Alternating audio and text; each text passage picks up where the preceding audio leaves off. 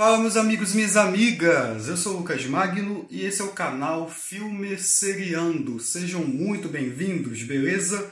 Lá vamos nós, um bando de caloteiros vai entrar em um jogo na tentativa de ganhar dinheiro e se livrarem das dívidas. O probleminha é que vão ter que pagar isso com a vida. Essa é uma premissa simples, mas que fez muito sucesso quando estreou na Netflix, que foi Round 6. Bom, enquanto não chega a segunda e tão aguardada temporada, eu decidi trazer esse vídeo aqui contando os bastidores, curiosidades, as polêmicas. Tem ator que foi condenado na vida real, teve gente aí que tentou imitar os jogos, demorou 10 anos para sair do papel. Qual o significado dos enigmas? Tudo isso eu vou falar após a vinheta, não sai daí.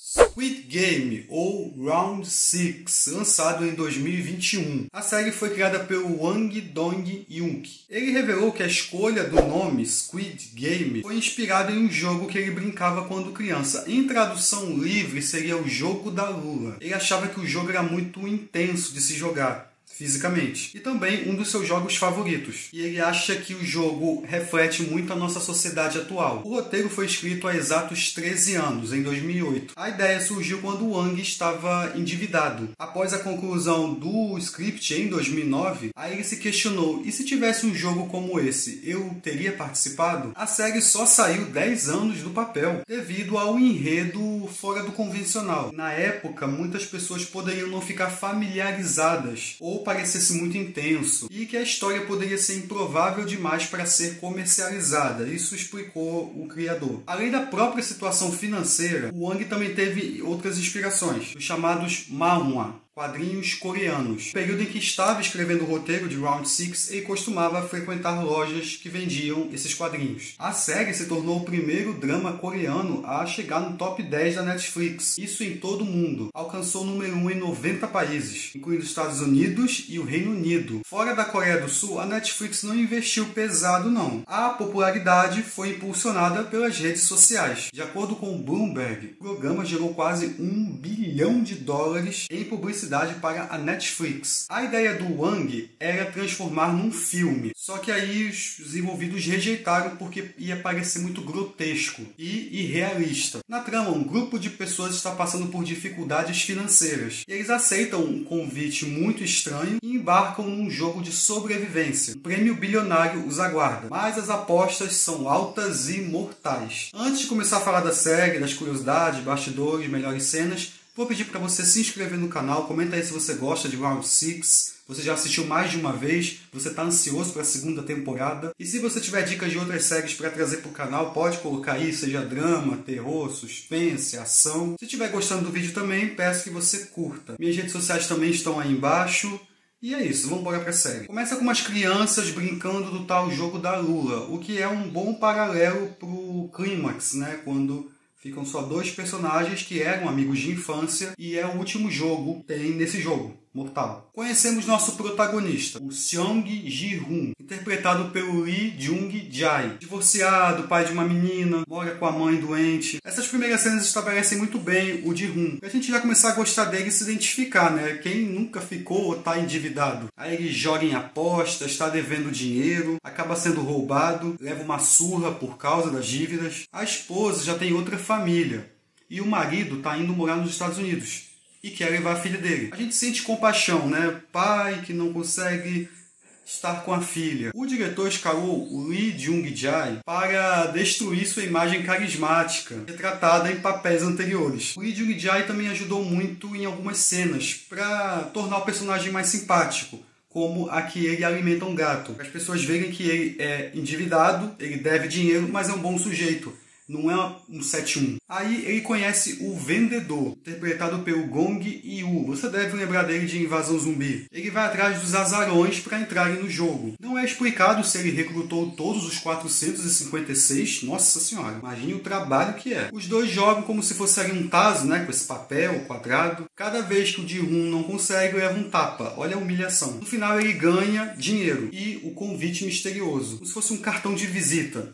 O protagonista liga, marca um encontro, chega um carro, ele entra, sai um gás e ele desmaia. Esse vendedor só aparece lá no final, quando o Ji-hoon já ganhou dinheiro e o vê no metrô, mas não consegue alcançá-lo. Aí ele já acorda nesse alojamento gigantesco. Várias câmeras, os homens vestidos com macacão rosa, vermelho. Cada jogador tem um número, aí eles tiram as fotos. Conhecemos o vovô, interpretado por Oh Young-soo. Ele é um ator coreano muito conhecido, já ganhou prêmios. Ele fica amigo do Ji-hoon e ele é o número 1. Todo mundo ali ou é endividado, é ladrão, é um 7-1, é uma pessoa com comportamento questionável, mas, claro, tem gente ali de bom coração. Conhecemos uma figura desprezível, Jang Deok-soo, interpretado pelo Ri Seong-tae. O ator ganhou 17 quilos para esse personagem. Outra personagem importante, a Kang-sai, interpretada por Jung-ho Yeon. Ela na vida real é modelo, tá? E assim que fez sucesso na série, seu Instagram quase triplicou de seguidores. A Oh Yeon se inspirou na atuação da Amy Adams no filme Dúvida, que foi lançado em 2008, para o papel de Kang-sai. O Cho Sang, outro personagem muito importante, que faz é o Park Hae-soo, amigo de infância do Ji-hoon. Tem meio que um antagonismo, né, entre os dois. A mãe acha que ele tá bem de vida, mas não. Ele tem vergonha de dizer que tá endividado, que é procurado pela polícia. Um dos encapuzados explica que eles estão ali de livre e espontânea vontade, não foram sequestrados. Aí a gente vê o porquinho que aparece, o cofre. Não tem dinheiro ainda. E a primeira competição é batatinha frita 1, 2, 3. Ninguém pode se mexer quando a boneca olha, senão vai tomar um tiro. E eu acho engraçado no começo que tem dois Zé Ruelas ali que acham que é brincadeira. O primeiro leva um tiro já.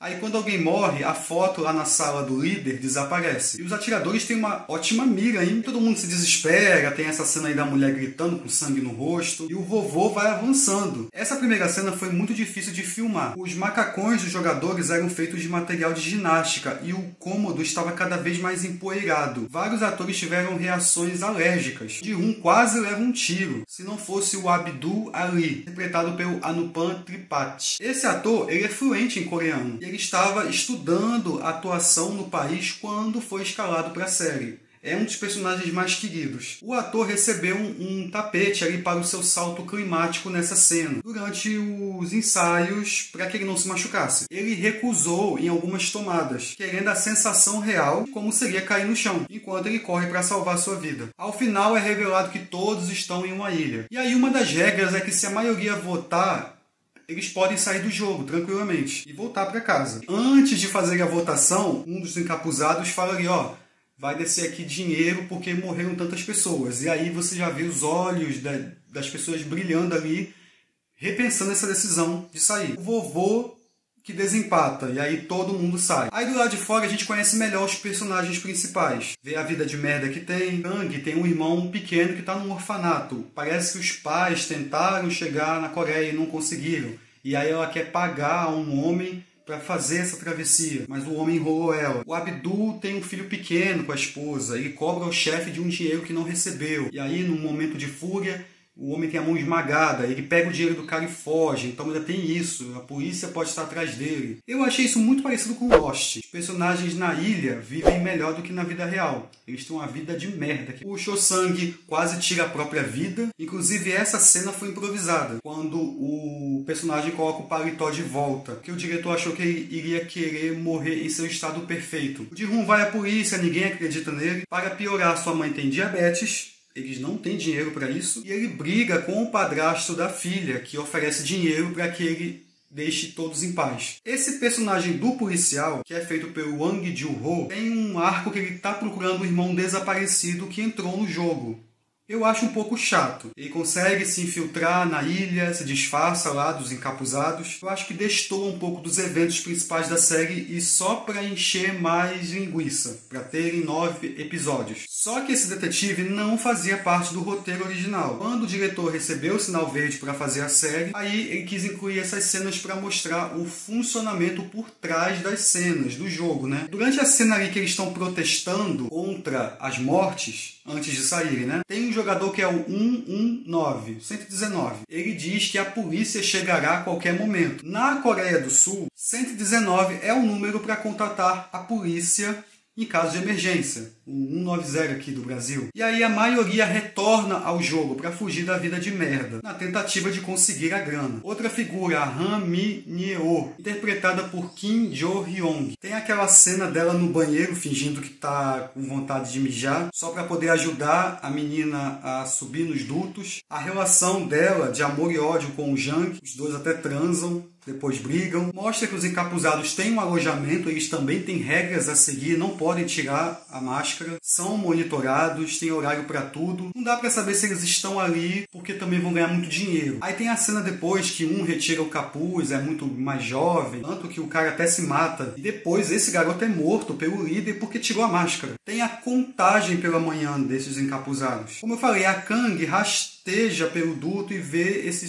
pessoal cozinhando algo. Chegou a hora da brincadeira número 2. Vou chamar assim, tá? A colmeia de açúcar. É um biscoito feito de açúcar e bicarbonato em 4 formatos diferentes: estrela, círculo, guarda-chuva e triângulo. Os desafiantes precisam remover esse formato sem quebrar ou trincar. Caso não consiga, é eliminado com um tiro. O nosso protagonista pega o guarda-chuva, tanto que o episódio é o homem do guarda-chuva. O Cho foi esperto e pegou o triângulo, ou seja, ele matou a charada antes, mas podia ter avisado ao Ji-hoon, né? E aí depois eles começam a lamber. Eu acho engraçada essa cena. E os personagens que a gente conhece conseguem avançar no jogo. O 111 é um médico. Ele foi colocado ali pelos encapuzados, porque eles ficam num tráfico de órgãos. Pegam os cadáveres e vendem aí no mercado negro. O 111 recebia privilégios, ele saberia qual seria o próximo jogo, mas eles acabam sendo descobertos e tem um final brutal. O líder diz que ali a igualdade deve prevalecer. Também quem morre é colocado numa caixa preta com uma fita rosa e depois tem o corpo incinerado. Ah, também não falei.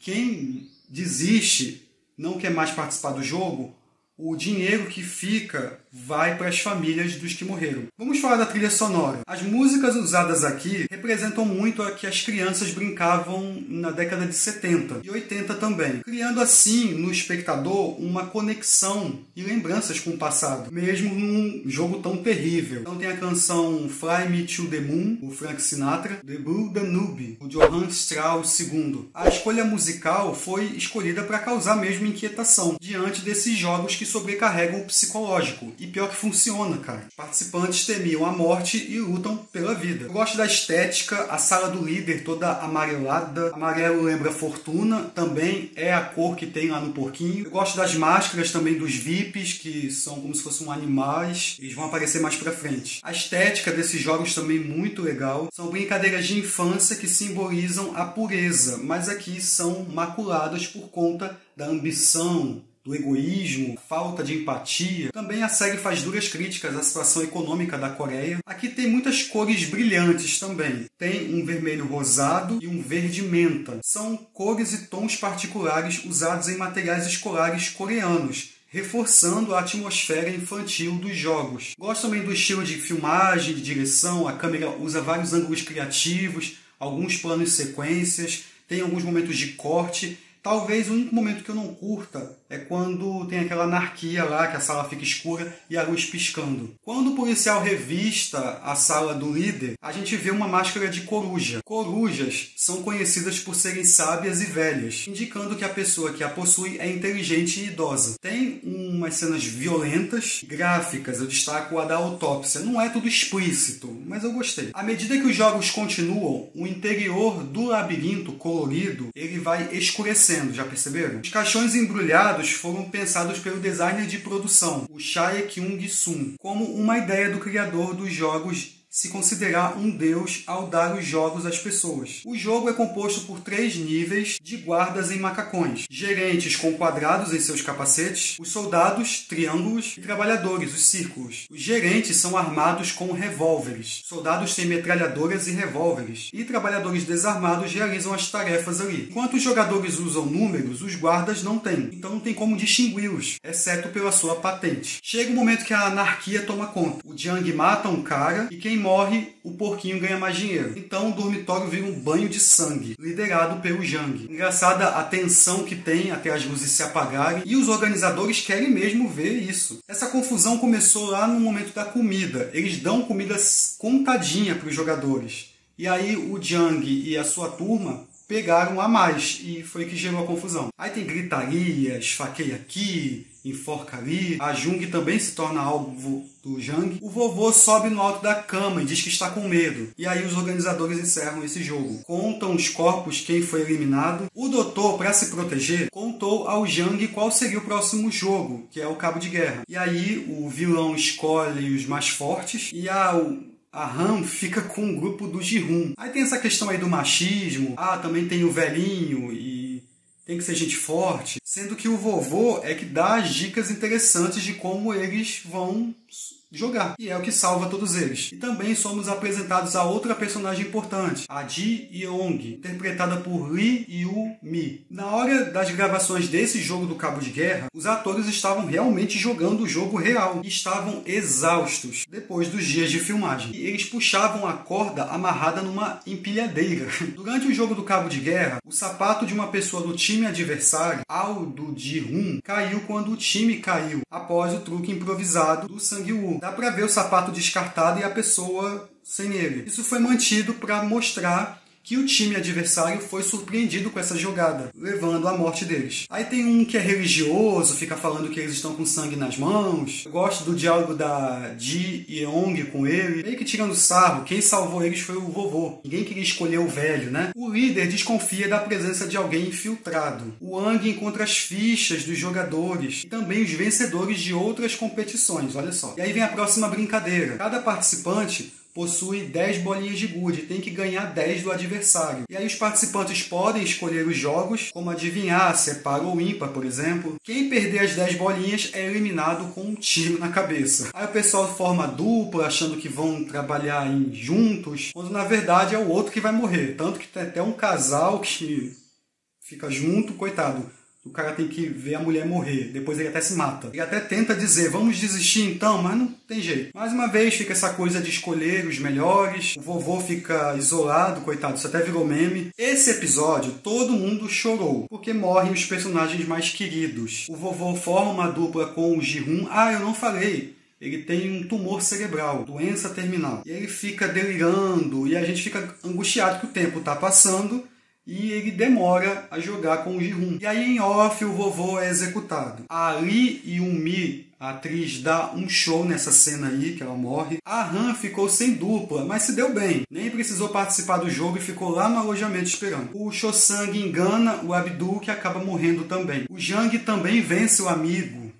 Esse amarelo, esse pôr do sol, da estética dessa brincadeira aí, que parece um bairro, bem legal. Nos arremete à nossa infância, quando a gente podia brincar na rua. As casas, as vielas, é bem legal. A Sala Branca, antes do início do jogo das bolinhas de gude, foi criada para trazer uma sensação de incerteza, já que outras salas davam pistas. Lembrava o jogo que estava prestes a ser jogado. Parque Gigante, o Cabo de Guerra. Conhecemos os VIPs. Eles usam uma máscara. Tem um velho ali taradão que se interessa pelo policial, que está disfarçado de garçom. No banheiro ele se revela policial e ordena que esse velho explique todo esse esquema do jogo. Esses VIPs apostam dinheiro nos jogadores. E realmente, é como diz depois o líder no final, eles tratam os jogadores como cavalos. Com certeza, eles financiam isso e adoram ver os pobres brigando e lutando pela vida. Esse velho aí do banheiro é o Geoffrey Giuliano. Ele tinha feito uma biografia dos Beatles e foi o primeiro ator a interpretar o Ronald McDonald,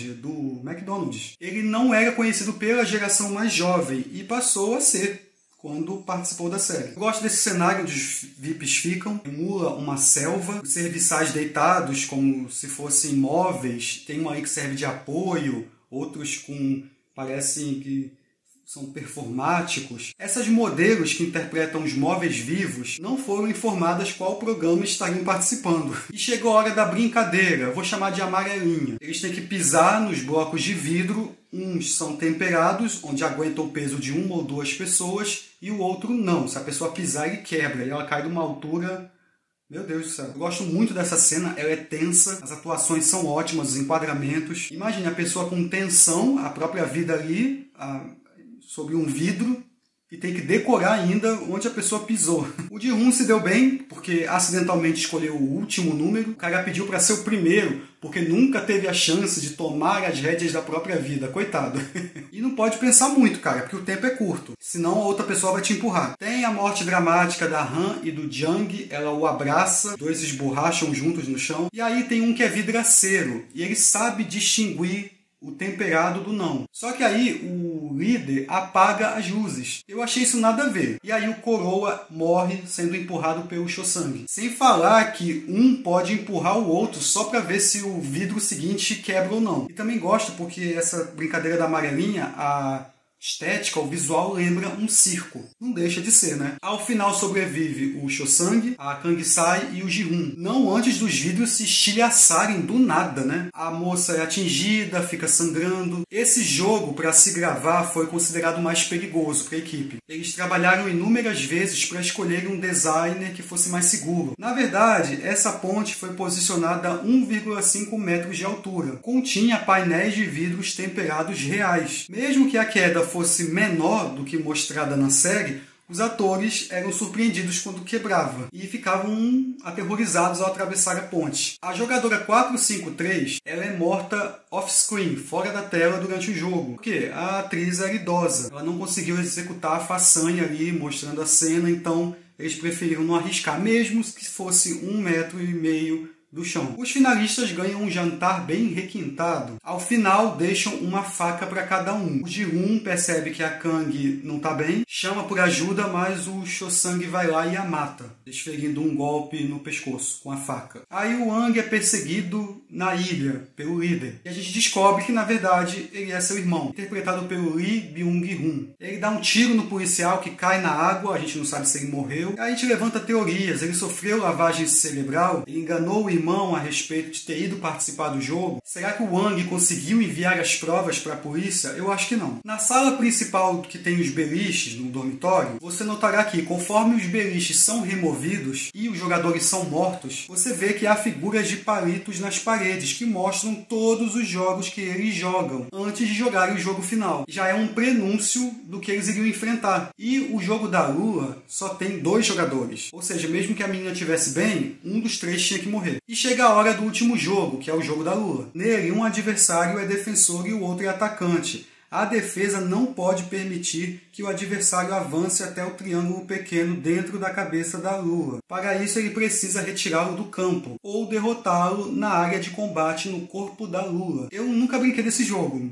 Nunca ouvi falar. O cenário é o mesmo de Batatinha Frita 1, 2, 3. O Ji-hoon tá putaço da vida. Ainda começa a chover para deixar a coisa mais dramática. Os 2 amigos se enfrentando. Aí depois de se enfrentarem, o Ji-hoon consegue derrubar o Cho-sang. Mas não consegue matá-lo. Não é da natureza dele. E isso é muito bem trabalhado ao longo da série. Aí o Ji-hoon fala, a gente vai desistir. Mas o Cho-sang não aceita, pega uma faca e enfia no pescoço. Ele preferiu tirar a própria vida do que voltar para a vida fracassada. O Ji-hoon é o grande vencedor. Ele pergunta ao líder por que fazem isso. Aí ele responde, vocês são cavalos. Cavalos de aposta. Aí o Ji-hoon já não volta a mesma pessoa, encontra sua mãe morta, sua filha já foi para os Estados Unidos, não mexeu no dinheiro. Seria a culpa? E aí tem a cena que deixou todo mundo putaço. O vovô é que é o grande idealizador desse jogo. O Ji-hoon recebe um convite, vai a um prédio e dá de cara com um velhote, à beira da morte. Seu nome é Oh Willman. Ele explica que a ideia surgiu porque estavam entediados, mesmo tendo muito dinheiro, uma hora a vida fica chata, importa o que você compre, e aí compartilhando com os clientes a mesma insatisfação, eles pensaram em um jogo, com o intuito de se divertirem. Na montagem dos vários competidores esperando a van entrar novamente no jogo, todos os competidores são mostrados, entrando no carro e sendo abastecidos com gás. Exceto o velho. Eu gosto muito desse diálogo deles. O velho faz uma aposta que tem um morador de rua ali, que ninguém vai ajudá-lo. Aí, até a meia-noite, se ninguém ajudar, o Ji-hoon perde tudo. E, de fato, uma mulher o ajuda. Ou seja, vale a pena ainda acreditar que existam pessoas boas. E aí, ele acaba morrendo. Quando o Wang está olhando os arquivos do jogo, ele abre o arquivo dos jogadores de 2020. E ele começa no jogador número 2, uma das inúmeras pistas ao longo do jogo sobre o velho. O local no primeiro episódio, onde o Ji-hoon é pego para o jogo, é o mesmo local onde ele encontra o morador de rua lá, morrendo congelado. É em Yeouido, o centro financeiro da economia coreana, assim como Wall Street. Como o velho é o mentor do jogo, fica claro que ele teve que perder mesmo na brincadeira da bolinha de gude, porque o jogo da ponte de vidro seria fatal para ele e fisicamente impossível para ele passar. Ou ele seria descoberto, ou ele morreria. Nesse jogo da bolinha de gude, ele está num aparente estado de demência, ele entra numa casa alegando que é a sua casa. Conforme ele entra, você pode ver os 3 símbolos, triângulo, o quadrado e o círculo na entrada, sugerindo que essa é a sua casa e que ele é o mestre do jogo. E eu acho que isso que desperta a fúria do Ji-hoon, que o faz desistir de ir atrás da filha e voltar para o jogo. Legal também que ele havia prometido para a menina que tiraria o irmão do orfanato e ele deixa com a mãe do Cho-sang. Ou seja, juntou as famílias, né? O Cho-sang também pediu pela mãe e ainda deixou uma mala de dinheiro para ela. Esse cabelo do Ji-hoon não ficou legal. Apesar do sucesso de Round 6, ela foi acusada de plágio devido aos cenários semelhantes, figurinos, com um filme japonês, As the Gods Will, de 2014. É baseado num mangá, Kamisama no Utori. O longa apresenta uma estudante do ensino médio, Shu Takahata, que é forçado a entrar em um jogo que tem como penalidade a morte. Porém, o próprio criador disse que não tem nada a ver, que criou o Round 6 antes da estreia do filme. O primeiro jogo é similar, isso é verdade, mas não existem tantas semelhanças assim. Produzir a trama de Round 6 entre 2008 e 2009. Na época ele escolheu Batatinha Frita 123 como o primeiro desafio. Nos Estados Unidos eles falam luz vermelha e luz verde. Um dos exemplos da divisão explícita entre ricos e pobres na Coreia do Sul é ilustrado pelo fato das mães do Ji-hoon e do Cho-sang, que ainda são vendedoras de rua em uma idade avançada. O sistema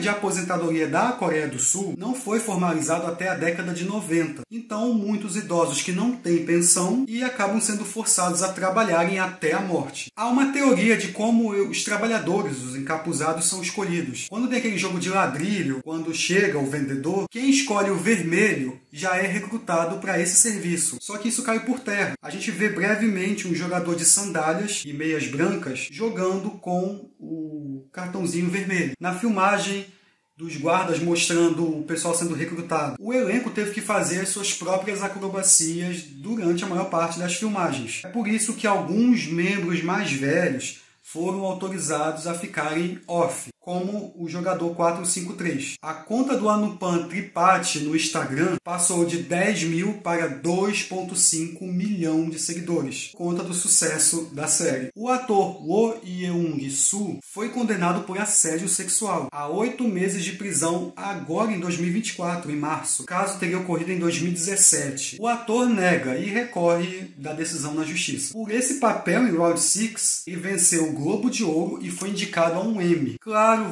a série fez um sucesso. Eu lembro no TikTok do joguinho Batatinha Frita 123, os memes. A Netflix criou um reality show baseado na série Round 6, O Desafio. Eu vi um pouquinho, não gostei não. E nesta semana estreia a segunda temporada de Round 6. O que será que vai acontecer? Temos novos jogos? Novas surpresas? Mais mortes? O Ji-hoon vai jogar novamente? Ele vai atrás de vingança? Ele vai querer desmantelar esse grupo? Na trama, 3 anos após vencer o jogo da Lua, o jogador 456 segue firme em seu propósito de descobrir quem está por trás da competição para colocar um ponto final nesse cruel esquema. Ele financia a sua investigação com a fortuna que ganhou. Ji-hoon começa pelos lugares mais óbvios, procurando o vendedor. Será que ele vai conseguir voltar para o jogo? Antes de terminar, mais uma curiosidade aí. Como eu falei, em inglês é Squid Game.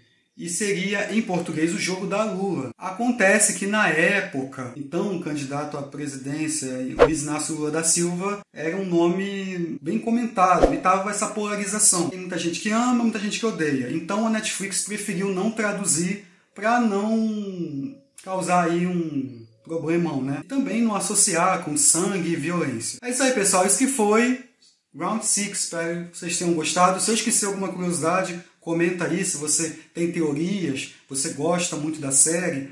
O que você acha de alguns personagens, as cenas. Aproveita mais uma vez, se inscreve no canal, ativa o sininho para não perder nada. Se você gostou do vídeo, dá uma curtidinha aí que me ajuda bastante. Minhas redes sociais aqui embaixo, críticas, sugestões, feedbacks, elogios. Deixa tudo aí que eu vou ler e vou responder. Se possível, compartilhe o vídeo para aquele fã de Round 6 e que está aguardando aí a segunda temporada. Mais 2 vídeos aqui do lado, de outros escaneamentos de séries. E é isso. A gente se vê no próximo jogo. Um abraço. Fui. Tchau, tchau.